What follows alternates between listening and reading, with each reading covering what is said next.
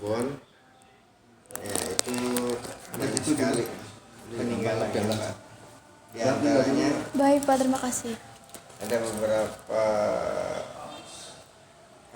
ikatan dengan Cirebon, terutama dari istri Sunan Jati yang bernama Ongking itu kan dimakamkan di Gunung Jati. Itu.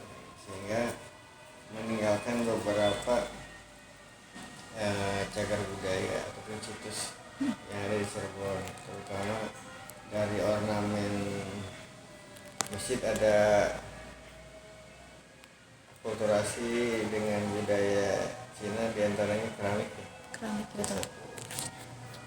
Kemudian juga kaitan dengan kebudayaan, terutama yang kaitan dengan makanan, itu ada beberapa peninggalan yang bisa kita temui. Di antaranya ada tahu Cirebon, itu ada tahu gejrot ya. Tahu gejrot itu dari akulturasi Cina juga. Ya, terus juga ada kembang tahu, terus juga ada docang, ya. Terus juga kecap. Ini ada beberapa makanan yang memang akulturasi dari kebudayaan Cina, dan yang lainnya ada banyak ya. Itu diantaranya. Nah, terkait dengan beberapa peninggalan yang tadi kaitan dengan situs-situs ya. Iya. Nanti bisa ditemuin contohnya di Masjid Merah. Masjid Merah. Ya, itu ornamen mestinya ada tempelan keramik. Terus juga keraton. Itu juga ada beberapa ornamen yang dipadukan dengan budaya keramik. Terus sementara itu Oke. Kebetulan kalau bapak ini Bapak Pak Iman. Boleh perkenalan dulu Pak? Oke. Saya Iman Hernanto dari Dinas Kebudayaan dan Pariwisata Kabupaten Cirebon di bidang kebudayaan. Saya selaku pamong budaya, ahli muda, cagar budaya dan permusiuman. Gitu. Oke. Apa sebelumnya Cirebon itu punya ini gak sih Pak kegiatan sama Cinanya kayak pameran atau? Nah, kalau terkait dengan sejarahnya dari dulu kan memang ada ya beberapa kawasan kampung pecinan. Kalau di pecinan, artinya di situ banyak tersebar pemukiman kampung Cina. Di situ ada beberapa kampung Cina di Cirebon, itu ada di Cirebon, di Kanoma itu kan ada Kelenteng ya. Terus juga dekat pelabuhan ada Kelenteng. Nah, di Kabupaten Cirebon juga ada beberapa kawasan kampung Cina, diantaranya ada di Jamblang ya, ada beberapa vihara dan rumah-rumah kampung Cina. Itu menandakan dulu pernah ada hubungan akulturasi budayanya. Terus juga di daerah timur juga ada beberapa vihara peninggalan. Adapun kaitan dengan sekarang, pemerintah Kabupaten Cirebon sedang berupaya kaitan dengan penggalian atau eksplor peninggalan perjalanan Cheng Ho. Iya. Terutama kita lagi membangun kerjasama dengan pemerintah Cina, khususnya kota-kota yang tergabung di jalur sutra itu. Kemarin si pemerintah sedang menjalin hubungan, terutama kita diagendakan untuk membangun sebuah museum, di mana museum itu koleksi-koleksinya kaitan dengan kapal-kapal yang tenggelam pada zaman dahulu dan berusaha untuk dieksplor dan disimpan nanti di museum tersebut. Ini sudah ada jalinan dengan kota-kota Cirebon dengan kota-kota yang di Cina.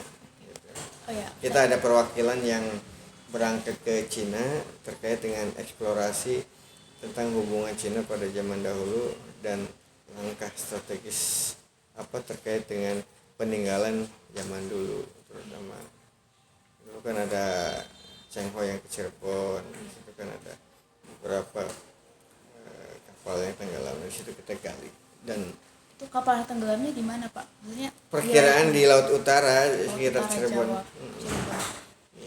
Terus untuk rencana pembangunan museum itu apakah sudah jelas di mana atau gimana? Rencana itu kalau diagendakan di daerah Gunung Jati, Gunung Jati. diagendakan seperti itu. Iya, saya sebelumnya pernah baca beritanya. Kalau nggak salah Mei 2025 ya, Cirebon dan Cina mengadakan pertemuan di Hotel Patra kalau nggak salah. Yeah. Nah kebetulan sekali Pak, itu adalah topik skripsi saya kebetulan tentang hubungan mereka. Dari Disputpar sendiri apakah ada misalnya ada perannya gitu dalam kerjasama tersebut? Itu kan salah satu tugas kita di Dinas Kebudayaan Pariwisata. Kita itu kan ada dua nomenklatur yang kita pegang kaitan dengan Undang-Undang Nomor 11 Tahun 2010 tentang Cagar Budaya dan Undang-Undang Nomor 5 Tahun 2017 tentang Objek Pemajaan Kebudayaan. Nah, Undang-Undang Nomor 11 Tahun 2010 itu kaitan dengan cagar budaya yang 5 diantaranya itu kaitan dengan benda, ya, kawasan, bangunan, situs, dan struktur yang termuat di dalam undang-undang tersebut. Nah, itu diantaranya benda-benda. Nah, kaitan dengan peran itu, ketika suatu benda berusia 50 tahun dan memiliki nilai penting bagi perkembangan sejarah bangsa Indonesia, itu dikatakan cagar. Nah, itu tugas kita di situ. Nah, kewenangan kita untuk menjaga dan merawat itu, karena itu bagian dari peradaban bangsa Indonesia, termasuk diantaranya kaitan dengan situs-situs yang usianya 50 tahun itu udah masuk kategori itu, termasuk dia juga nanti di dalam objek pemajuan kebudayaannya kaitan dengan akulturasi dan peradaban Cina dan Indonesia, itu kaitan dengan makanan, itu kan masuk ke pengetahuan tradisional, itu kita masuk di dalamnya, sehingga peran kita di situ untuk menjaga dan melestarikan. Dan kita udah ada beberapa tugas, yaitu di antara pelestarian, pemanfaatan, pengembangan, dan pembinaan. Nah, di pelestarian kaitan dengan objek pemajuan kebudayaan, kita ada beberapa penetapan warisan budaya tak benda Indonesia, yang diantaranya makanan itu yang masuk pengetahuan. Kita ada jamblang, nasi jamblang, empal gentong, ada nasi lengko, kemudian kerupuk melarat, dan yang lainnya. Itu masuk tugas ranah kita, termasuk juga nanti di museum itu sendiri, karena itu bagian dari tugas kita di Dinas Kebudayaan dan Pariwisata, yang pada akhirnya muaranya kita ke Kementerian Kebudayaan. Begitu. Untuk kerjasama dengan Cina ini tuh sudah berlangsung 2023 ya kalau nggak salah. Yeah. Ya. Menurut Bapak apa sih tantangannya gitu? Ya, selama ini selama jadi disruptor gitu. Ya, selama ini memang tantangannya kan karena melibatkan semua unsur, ya, terutama kaitan dengan hubungan dua negara. Yang jelas tantangannya ya banyak, ya, perlu waktu, ya, yang memang dalam pelaksanaan ini atau progresnya itu pasti akan memerlukan waktu yang lama, terus juga perjuangan lintas lintas kementerian juga, karena itu melibatkan semua unsur ataupun yang berkepentingan gitu. Di antara dengan koordinasi dengan kaitan dengan itu kan KKV, ya, Kementerian Kelautan, Kementerian Kebudayaan, kemudian pihak swasta juga, dan pemerintah provinsi juga, dan pemerintah pusat, yang akhirnya bermuanya untuk mewujudkan ini semua. Intinya tantangannya banyak sekali. Berarti karena ini ya, berarti koordinasi. Dan pro dan kontra lah. Oh, pro dan kontranya ada juga Ada, Pak. iya. Apa tuh Pak kira-kira? Ya apakah ini akan terrealisasi gitu. Tapi yang jelas semua perjalanan ini pasti ada hambatan-hambatan, tapi berusaha untuk mewujudkan, karena itu juga bagian dari perkembangan sejarah Cirebon dan secara umum Indonesia. Iya, betul. Bapak sendiri apakah turun langsung waktu ada pertemuan itu Pak, Cina? Kalau keterlibatan saya di proses itu mungkin karena saya ini paling ikut di rapat-rapat kaitan dengan perumusan, mungkin secara detailnya mungkin pimpinan yang lebih detail terkait dengan, tapi ada beberapa pertemuan yang memang saya ikut di dalamnya. Pertemuan dengan Guangzhou itu Ya, ya Pak. Guangzhou.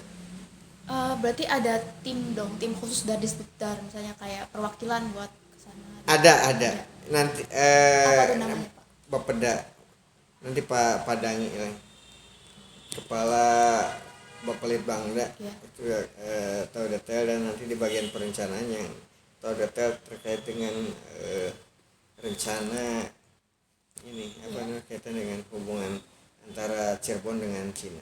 Oke Pak. Sebenarnya saya kemarin sudah bersurat ke sini Pak. Terus sama sudah bersurat ke Disbudar, tapi Kita itu ada beberapa cagar budaya yang memang potensial untuk dijadikan museum. Di mana di museum tersebut banyak implikasi, artinya berbagai bidang kebudayaan, baik di cagar budayanya maupun di objek pembacaan kebudayaan. Yaitu kita sudah menetapkan ada makam Pangeran Brataklana, makam Pangeran Raja Muhammad, kemudian pabrik gula Karangsuwung, Masjid Gamel, terus bangunan eks Kawadana, dan 3 ini kita lagi garap stasiun Cangkring, Vihara Dharma Rakita yang pecinan itu, Iya. sama rumah sakit Walet.